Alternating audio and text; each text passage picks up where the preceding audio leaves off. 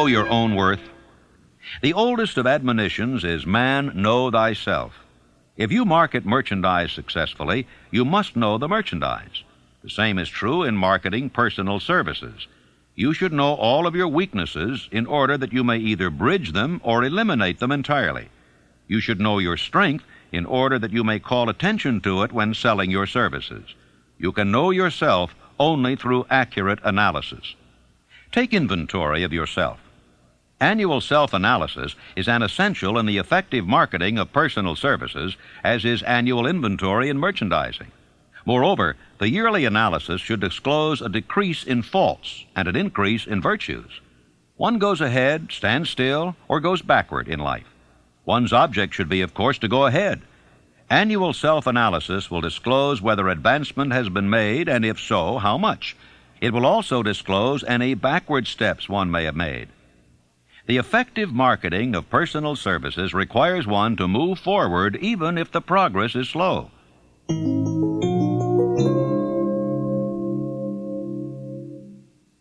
Decision. The mastery of procrastination. The seventh step toward riches.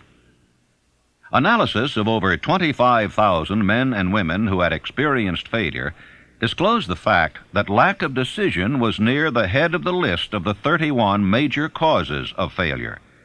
Procrastination, the opposite of decision, is a common enemy which practically every man must conquer. Analysis of several hundred people who had accumulated fortunes well beyond the $1 million mark disclosed the fact that every one of them had the habit of reaching decisions promptly and of changing these decisions slowly if and when they were changed. People who fail to accumulate money, without exception, have the habit of reaching decisions, if at all, very slowly, and of changing these decisions quickly and often. Tips on making your own decisions. The majority of people who fail to accumulate money sufficient for their needs are generally easily influenced by the opinions of others. They permit the newspapers and the gossiping neighbors to do their thinking for them. Opinions are the cheapest commodities on earth. Everyone has a flock of opinions ready to be wished upon anyone who will accept them. Close friends and relatives, while not meaning to do so, often handicap one through opinions, and sometimes through ridicule, which is meant to be humorous. Thousands of men and women carry inferiority complexes with them all through life, because some well-meaning but ignorant person destroyed their confidence through opinions or ridicule. You have a brain and a mind of your own. Use it, and reach your own decisions. If you need facts or information from other people to enable you to reach decisions, as you probably will in many instances, acquire these facts or secure the information you need quietly, without disclosing your purpose. 56 who risked the gallows. The greatest decision of all time, as far as any American citizen is concerned, was reached in Philadelphia, July 4th, 1776, when 56 men signed their names to a document which they well knew would bring freedom to all Americans or leave every one of the 56 hanging from a gallows. You have heard of this famous document, but you may not have drawn from it the great lesson in personal achievement it so plainly taught. We all remember the date of this momentous decision, but few of us realize what courage that decision required. We remember our history as it was taught. We remember dates and the names of the men who fought. We remember Valley Forge and Yorktown. We remember George Washington and Lord Cornwallis. But we know little of the real forces back of these names, dates, and places. We know still less of that intangible power which ensured us freedom long before Washington's armies reached Yorktown. It is nothing short of tragedy that the writers of history have missed entirely even the slightest reference to the irresistible power which gave birth and freedom to the nation destined to set up new standards of independence for all the peoples of the earth. I say it as a tragedy because it is the selfsame power which must be used by every individual who surmounts the difficulties of life and forces life to pay the price asked. Analyze the events which led to the Declaration of Independence, and be convinced that this nation, which now holds a position of commanding respect and power among all nations of the world, was born of a decision created by a mastermind consisting of 56 men. Note well the fact that it was their decision which ensured the success of Washington's armies, because the spirit of that decision was in the heart of every soldier who fought with him, and served as a spiritual power which recognizes no such thing as failure. Note also, with great personal benefit, that the power which gave this nation its freedom is the self-same power that must be used by every individual who becomes self-determining. This power is made up of the principles described in this book.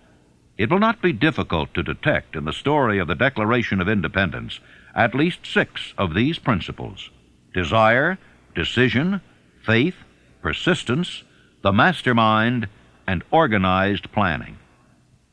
Know what you want, and you'll generally get it. Throughout this philosophy will be found the suggestion that thought, backed by strong desire, has a tendency to transmute itself into its physical equivalent.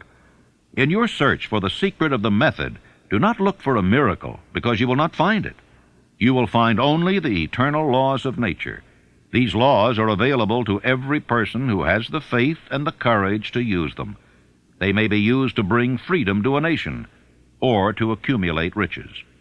Definiteness of decision always requires courage, sometimes very great courage. The 56 men who signed the Declaration of Independence staked their lives on the decision to affix their signatures to that document. The person who reaches a definite decision to procure the particular job and make life pay the price he asks does not stake his life on that decision, he stakes his economic freedom. Financial independence, riches, desirable business and professional positions are not within reach of the person who neglects or refuses to expect, plan, and demand these things.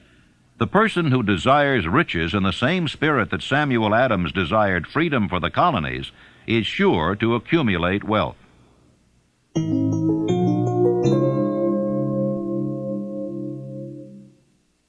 Persistence, the sustained effort necessary to induce faith.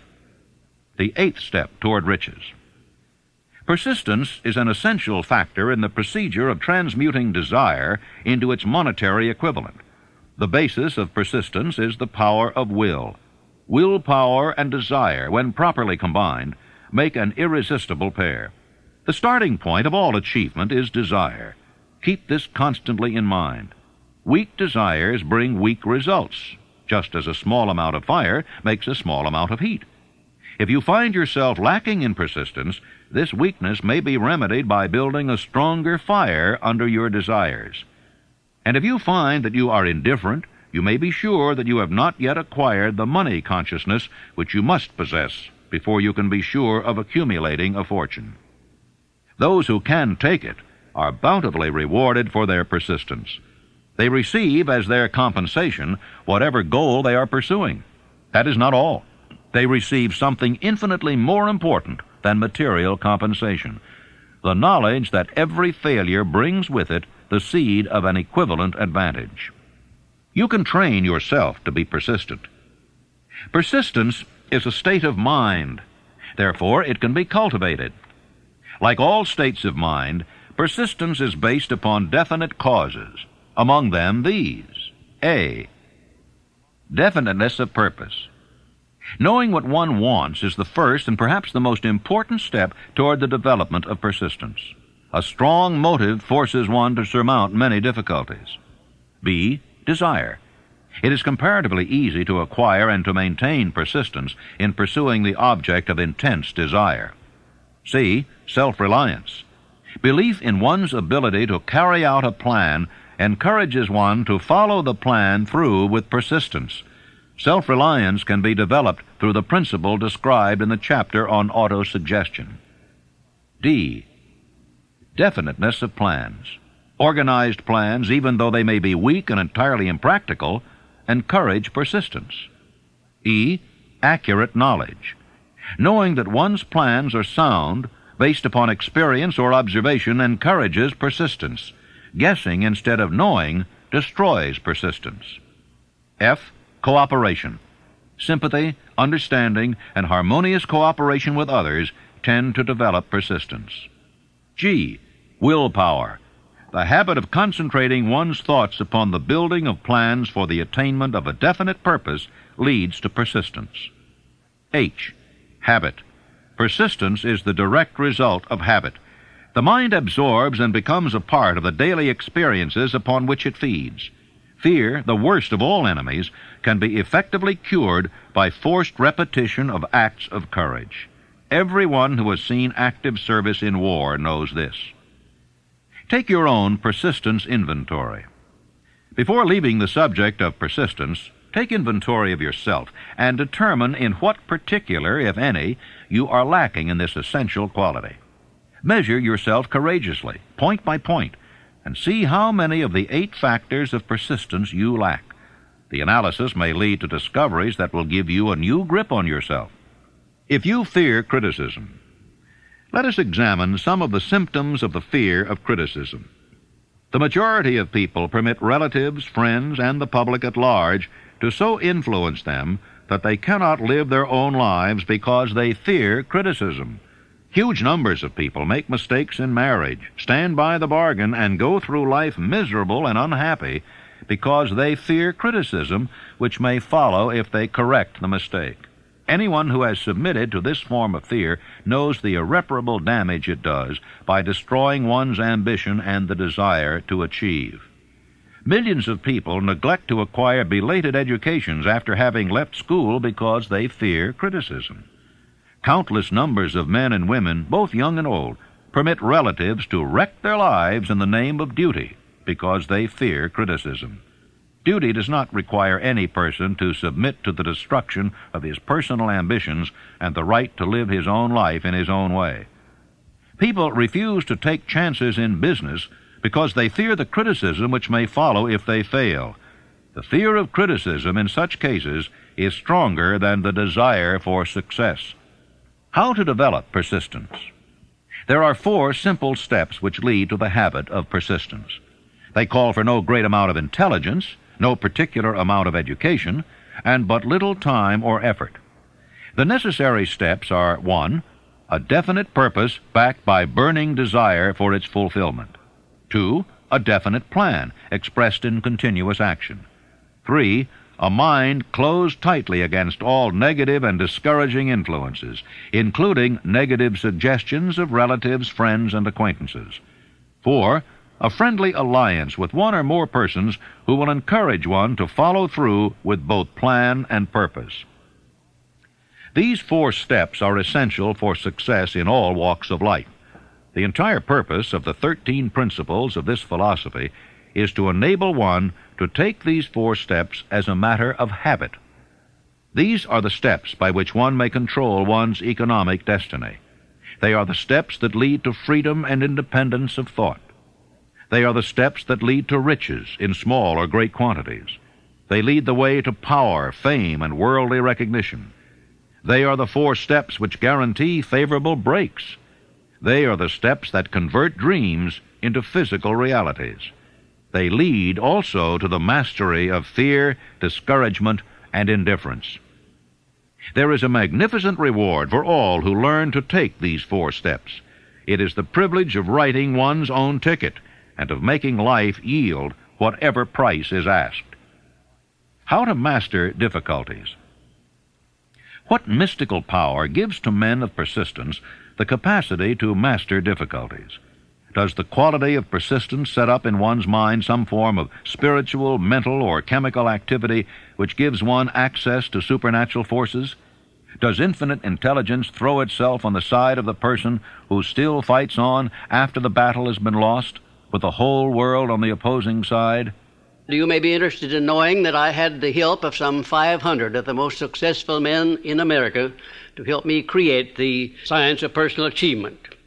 Among them were such men as Thomas A. Edison, Henry Ford, John Wanamaker. Let me tell you about one man, perhaps my most outstanding student, who has made a tremendous success of his life by applying definiteness of purpose. His name is W. Clement Stone, president of the Combined Insurance Company of America. Right after Think and Grow Rich was published in 1937, someone gave Mr. Stone a copy of this book, and he was so impressed by it that he laid out a 20-year plan for himself. At that time, he was selling insurance, I suppose making $200 or $300, maybe $400 a week at the most.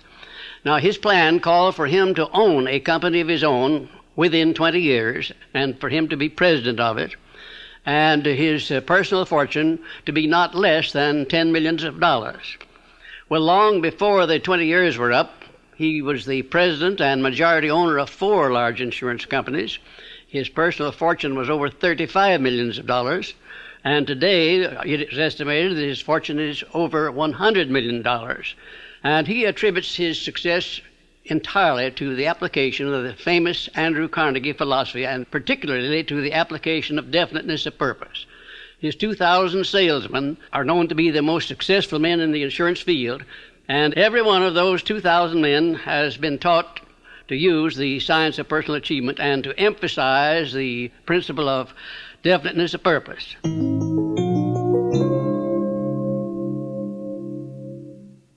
Power of the mastermind, the driving force, the 9th step toward riches. Power is essential for success in the accumulation of money.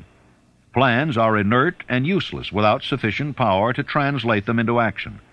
This chapter will describe the method by which an individual may attain and apply power. Power may be defined as organized and intelligently directed knowledge. Power, as the term is here used, refers to organized effort, sufficient to enable an individual to transmute desire into its monetary equivalent. Organized effort is produced through the coordination of effort of 2 or more people who work toward a definite end in a spirit of harmony. Power is required for the accumulation of money. Power is necessary for the retention of money after it has been accumulated. Let us ascertain how power may be acquired. If power is organized knowledge, let us examine the sources of knowledge. A. Infinite intelligence.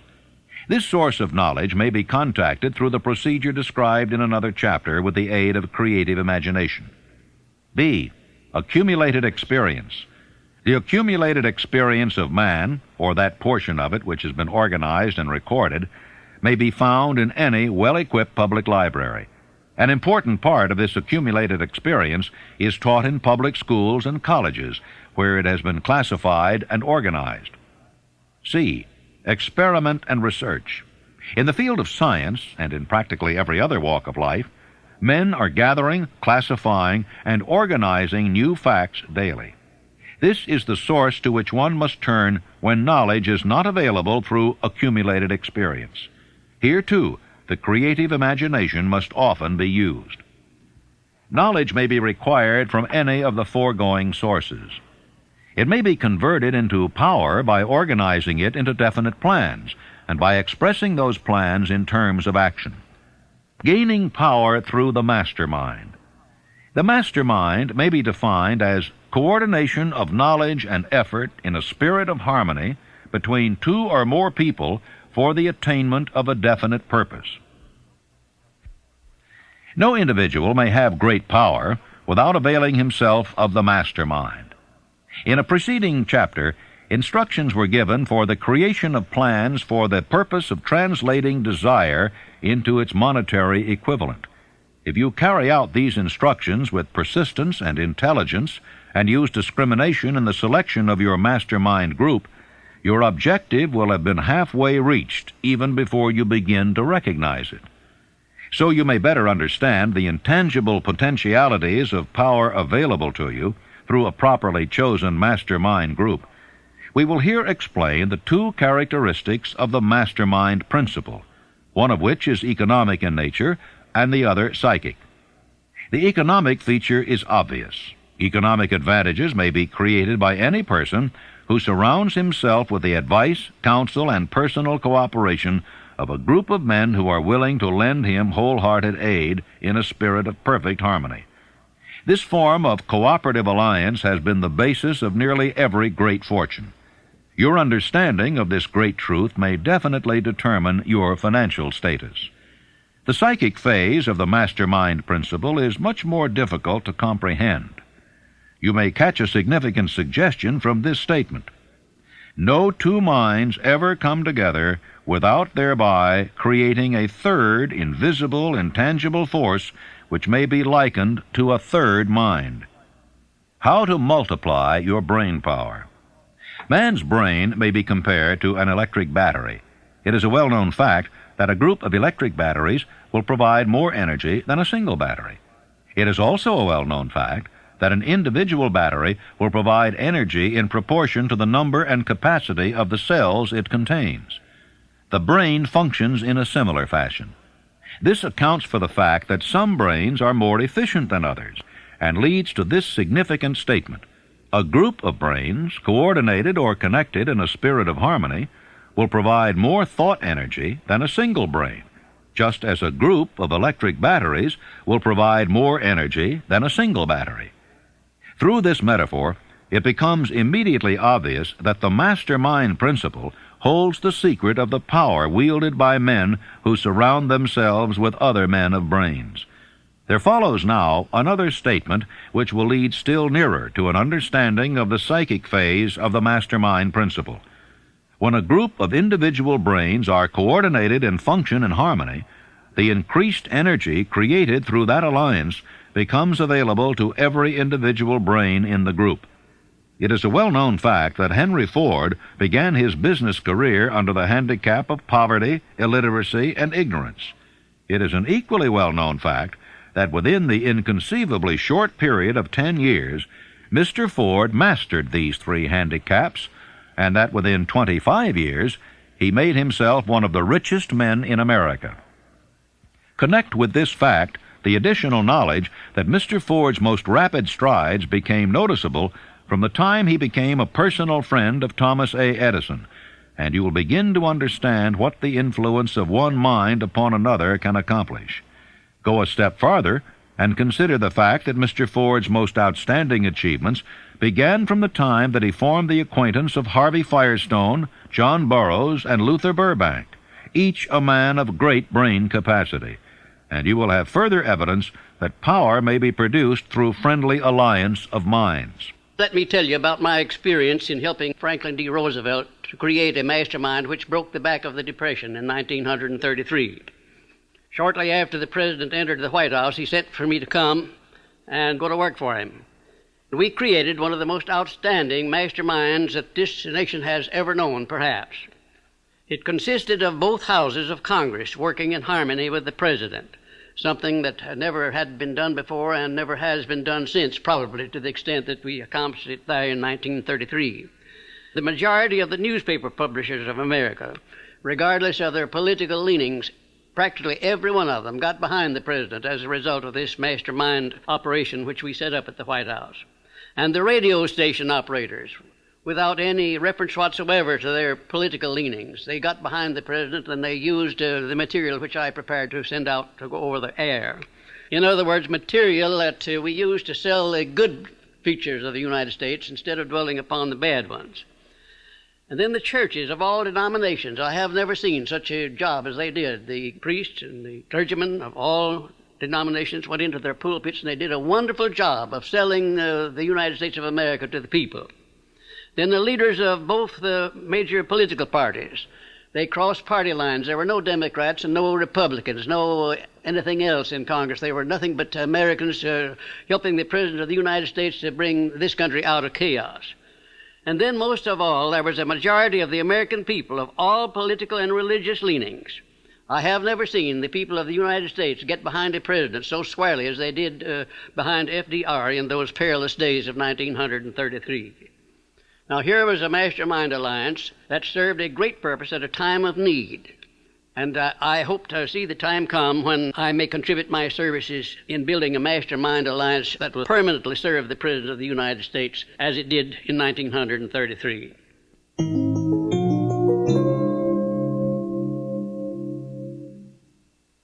The mystery of sex transmutation, the 10th step toward riches. The meaning of the word transmute is, in simple language, the changing or transferring of one element or form of energy into another. The 10 stimuli of the mind. The human mind responds to stimuli through which it may be keyed up to high rates of vibration, known as enthusiasm, creative imagination, intense desire, and so on. The stimuli to which the mind responds most freely are 1. The desire for sex expression. 2. Love. 3. A burning desire for fame, power, or financial gain, money. 4. Music. 5. Friendship between either those of the same sex or those of the opposite sex. 6. A mastermind alliance based upon the harmony of 2 or more people who ally themselves for spiritual or temporal advancement. 7. Mutual suffering, such as that experienced by people who are persecuted. 8. Autosuggestion. 9. Fear. 10. Narcotics and alcohol. The desire for sex expression comes at the head of the list of stimuli, which most effectively step up the mind and start the wheels of physical action. 8 of these stimuli are natural and constructive. 2 are destructive. When brain action has been stimulated through 1 or more of the 10 mind stimulants, it has the effect of lifting the individual far above the horizon of ordinary thought, and permits him to envision distance, scope, and quality of thoughts not available on the lower plane, such as that occupied while one is engaged in the solution of the problems of business and professional routine. The world is ruled and the destiny of civilization is established by the human emotions. People are influenced in their actions not by reason so much as by feelings. The creative faculty of the mind is set into action entirely by emotions, and not by cold reason. The most powerful of all human emotions is that of sex. There are other mind stimulants, some of which have been listed, but no one of them, nor all of them combined, can equal the driving power of sex. A mind stimulant is any influence which will either temporarily or permanently increase the intensity of thought. The 10 major stimulants described are those most commonly resorted to. Through these sources, one may commune with infinite intelligence, or enter at will the storehouse of the subconscious mind, either one's own or that of another person, a procedure which is all there is of genius. The emotion of sex is an irresistible force against which there can be no such opposition as an immovable body. When driven by this emotion, men become gifted with a superpower for action. Understand this truth, and you will catch the significance of the statement that sex transmutation contains the secret of creative ability. The transmutation of sex energy calls for the exercise of willpower, to be sure, but the reward is worth the effort. The desire for sexual expression is inborn and natural. The desire cannot and should not be submerged or eliminated, but it should be given an outlet through forms of expression which enrich the body, mind, and spirit of man. Sex alone is a mighty urge to action, but its forces are like a cyclone. They are often uncontrollable. When the emotion of love begins to mix itself with the emotion of sex, the result is calmness of purpose, poise, accuracy of judgment, and balance. Love is, without question, life's greatest experience. It brings one into communion with infinite intelligence. When mixed with the emotions of romance and sex, it may lead one far up the ladder of creative effort. The emotions of love, sex, and romance are sides of the eternal triangle of achievement-building genius. Love is an emotion with many sides, shades, and colors. But the most intense and burning of all kinds of love is that experienced in the blending of the emotions of love and sex. When the emotion of romance is added to those of love and sex, the obstructions between the finite mind of man and infinite intelligence are removed. Then a genius has been born.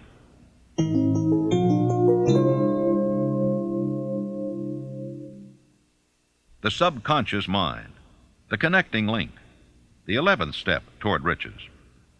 The subconscious mind consists of a field of consciousness in which every impulse of thought that reaches the conscious mind through any of the 5 senses is classified and recorded, and from which thoughts may be recalled or withdrawn as letters may be taken from a filing cabinet.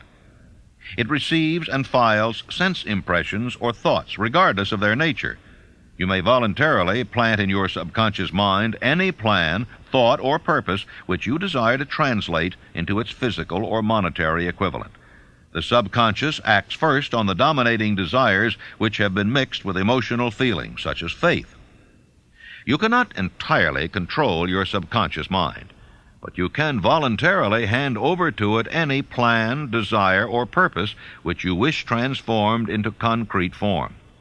After you have accepted as a reality the existence of the subconscious mind and understand its possibilities as a medium for transmuting your desires into their physical or monetary equivalent, you will comprehend the full significance of the instructions given in the chapter on desire.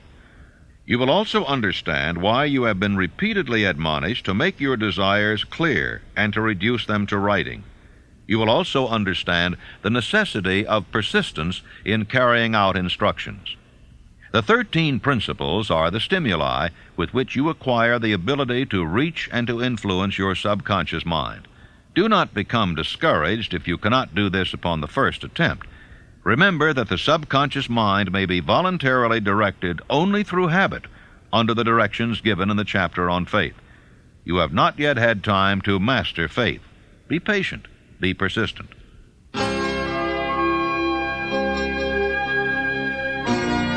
Please fast forward to the end and turn the tape over for proper cueing of Side 4.